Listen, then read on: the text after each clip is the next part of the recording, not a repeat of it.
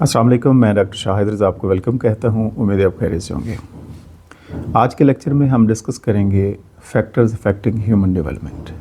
कौन से ऐसे फैक्टर हैं जो ह्यूमन डेवलपमेंट में असरअंदाज हो सकते हैं। किसी भी इंसान की जब डेवलपमेंट हो रही होती है बच्चे की पैदाइश के बाद से मुसलसल, तो उसमें कौन से फैक्टर जानना ज़रूरी हैं कि जो असरअंदाज हो सकते हैं, ताकि हम बच्चे को सही तौर पर जो है उसको गाइड कर पाएँ या उसकी हेल्प कर पाएँ। सबसे पहले नंबर पे आता है बायोलॉजिकल फैक्टर्स। बायोलॉजिकल फैक्टर्स में जेनेटिक आता है और बच्चा बहुत सारी खसूसियात पेरेंट्स से जीन्स में लेके आता है, यानी इसे कहते हैं हेरिडिटरी फैक्टर। हेरिडिटी में बहुत सारी चीज़ें अपने पेरेंट्स से मुंतकिल होती हैं बच्चे की तरफ, और जिसमें हाइट है और कलर है, स्किन कलर है और बहुत सारी और फिज़िकल ट्रेट्स हैं, ये ट्रांसफ़र होती हैं जेनेटिकली। और इवन के सर्टेन डिजीज़ेस भी ट्रांसफ़र हो जाती हैं। तो ये जेनेटिक फैक्टर्स बहुत रिस्पॉन्सिबल होते हैं किसी भी फ़र्द की ह्यूमन डेवलपमेंट के हवाले से। इसके बाद प्रीनेटल फैक्टर्स भी हैं जो रिस्पॉन्सिबल होते हैं इसी बायोलॉजिकल फैक्टर्स में। इसमें आता है मदर की हेल्थ, यानी माँ की सेहत बड़ी ज़रूरी है, इसका ख्याल रखना बड़ा ज़रूरी है।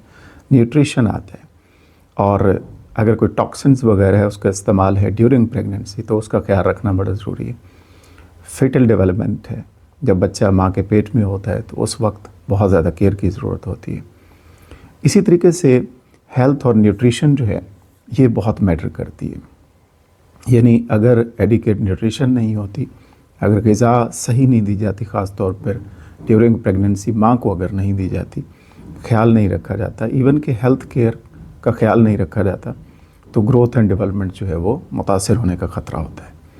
इसी तरीके से हार्मोनल चेंजेस हैं, और ये भी इन्फ्लुएंस करती हैं आपकी फ़िज़िकल डेवलपमेंट को। इसी तरीके से इमोशनल डेवलपमेंट है, और फिर डिफरेंट जो स्टेजेस हैं, प्यूबर्टी है और फिर अदर स्टेजेस ऑफ लाइफ हैं, तो इसमें इसका ख्याल रखना भी बहुत ज़्यादा ज़रूरी है। तो अगर ख्याल न रखा जाए तो ये जो बायोलॉजिकल फैक्टर्स हैं इनको अगर नज़रअंदाज कर दिया जाता है तो ह्यूमन डेवलपमेंट मुतासर होती है। इसके बाद आता है साइकोलॉजिकल फैक्टर्स, ये भी बहुत ज़रूरी है इसका जानना।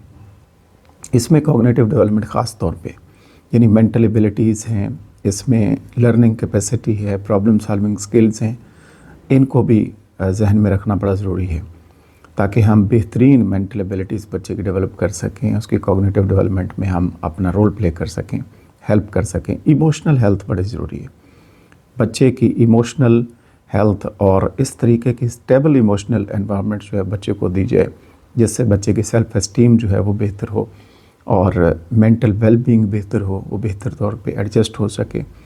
पर्सनैलिटी के हवाले से बच्चे का ख्याल रखा जाए, और डिफरेंट जो इन्नेट ट्रेट्स हैं उनको जहन में रखना ज़रूरी है, बच्चे के बिहेवियर को देखना ज़रूरी है, और फिर जितने डेवलपमेंट के हवाले से फैक्टर्स इन्फ्लुएंस कर सकते हैं related to personality and emotional health, उसका ख्याल रखना बहुत ज़रूरी है। तो ये साइकोलॉजिकल फैक्टर हैं जो असरअंदाज हो सकते हैं। इसके बाद आता है सोशल फैक्टर्स। माशरे से कनेक्टेड होता है हर इंसान, बच्चा भी कनेक्ट होता है, तो इसमें फैमिली एनवायरनमेंट बड़ी ज़रूरी है, इसका ख्याल रखना। यानी सपोर्टिंग फैमिलीज़ जो हैं वो बहुत ज़्यादा कंट्रीब्यूट करती हैं बच्चे की इमोशनल और साइकोलॉजिकल डेवलपमेंट के हवाले से। अगर घर का माहौल ठीक नहीं होगा तो बहुत ज़्यादा प्रॉब्लमेटिक सिचुएशन हो सकती है, बच्चे की ओवरऑल डेवलपमेंट मुतासिर हो सकती है। एजुकेशन भी ज़रूरी है, यानी एक्सेस टू क्वालिटी एजुकेशन बहुत ज़्यादा ज़रूरी है, ताकि हम इंटेलेक्चुअल और सोशल ग्रोथ जो है बच्चे की बेहतर कर सकें। इसी तरीके से फ्रेंड्स सर्कल बड़ा ज़रूरी है इसको देखना, जिसको आप पीयर इन्फ्लुएंस कहते हैं। पीयर इन्फ्लुएंस इम्पैक्ट करता है एटीट्यूड्स को, बिहेवियर्स को, सेल्फ़ एस्टीम को। अगर आपके अच्छे दोस्त हैं, अगर आपका फ्रेंड सर्कल बेहतर है, पॉजिटिविटी है, वहाँ पे अच्छी सोच पाई जाती है, कोऑपरेटिव एनवायरनमेंट है, तो उसका पॉजिटिव इम्पैक्ट जाता है। अदरवाइज़ ह्यूमन डेवलपमेंट बच्चे की मुतासिर होने का ख़तरा है। कल्चरल प्रैक्टिसेस आ जाती हैं, इसका ख्याल रखना भी ज़रूरी है। डिफरेंट ट्रेडिशंस हैं, वैल्यूज़ हैं, सोशल नॉर्म्स हैं, जिससे बच्चे की आइडेंटिटी बनती है, उसके बिहेवियर शेप होता है, तो ये भी बहुत ज़रूरी है इसको समझना। इसके बाद आता है जी एनवायरमेंटल फैक्टर्स। جس میں سوشو اکنامک سٹیٹس آ جاتا ہے. یعنی پاورٹی اگر ہے تو ڈیولپمنٹ اور ہوگی، اگر گھر کا ماحول اچھا ہے، ویلدی ہے، تو ڈفرینٹ سچویشن ہو سکتی ہے. تو اس میں جو ریسورسز ہیں خاص طور پر اس کا استعمال ایجوکیشن کے حوالے سے، نیوٹریشن کے حوالے سے، ہیلتھ کیئر کے حوالے سے اگر پراپر نہیں ہے تو جو ہیومن ڈیولپمنٹ ہے وہ افیکٹ ہو سکتی ہے. لیونگ کنڈیشنز کا خیال رکھنا بڑا ضروری ہے. سیف ہاؤسنگ ہے، اسی طریقے سے کلین واٹر ہے اور سینیٹیشن فیسلٹیز ہیں. پھر اس کے بعد وائٹل فزیکل ویل بینگ کے حوالے سے جتنی بھی چیزیں ضروری ہیں وہ ہونی چاہیے. لیونگ کنڈیشن بہتر ہونی چاہیے. پھر جیوگرافک لوکیشن بڑی میٹر کرتی ہے. آپ کس علاقے میں رہتے ہیں، اربن ہیں وہ رورل سیٹنگز ہیں، یہ بھی انفلوئنس کرتی ہیں اپرچونیٹیز کے حوالے سے. ڈفرینٹ چیلنجز سامنے آتے ہیں اس کو ہینڈل کرنے کے حوالے سے. تو دیہات اور شہر کا فرق بھی ہوتا ہے. اسی طریقے سے کلائمیٹ اور نیچرل ڈیزاسٹرز بھی اس میں آتے ہیں.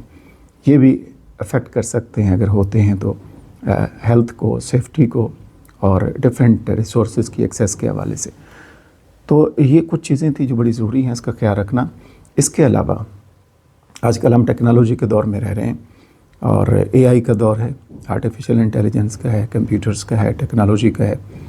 تو اس میں ڈیجیٹل میڈیا کا امپیکٹ بہت زیادہ ہوتا ہے، لرننگ کے حوالے سے، کمیونیکیشن کے حوالے سے اور سوشل انٹریکشن کے حوالے سے. تو اس کو بھی بہتر بنانا، ٹیکنالوجی کو پروموٹ کرنا، فیسلٹیز دینا، ایکسیس دینا، یہ بڑا ضروری ہے تاکہ بچے کی پراپر ڈیولپمنٹ کی جا سکے، مینٹلی بھی اور کرٹیکل ایبلٹیز کے حوالے سے بھی. اور گلوبلائزیشن جس میں ہم کنیکٹ ہیں گلوبل ویلیج کے ساتھ، تو اس میں ڈائیورس کلچرز ہیں ان کو سمجھنا. پھر ڈفرینٹ جو آئیڈیاز ہیں پوری دنیا میں جس کے اوپر کام ہو رہا ہے اس کو انڈرسٹینڈ کرنا، یہ آپ کی پرسنل گروتھ اور اپرچونیٹیز کے حوالے سے بہت ہی زیادہ اہم سمجھا جاتا ہے. تو یہ وہ فیکٹر ہیں جس کا خیال رکھنا بہت ضروری ہے تاکہ ہم بچے کی پراپر ڈیولپمنٹ جو ہے وہ کر سکیں اور اپنا بہتر رول پلے کر سکیں. تھینک یو سو مچ. پھر ملتے ہیں، اپنا خیال رکھیے گا. اللہ حافظ.